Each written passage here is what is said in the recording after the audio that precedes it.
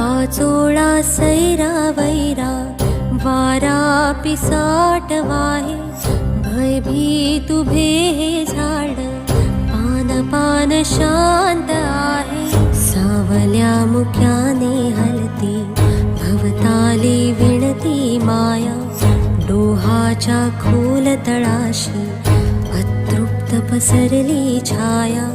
निशब्द तरंग उठती अंधार चांदणे हाले, आकार गूढ धुक्याला आले विरून गेले. रात्री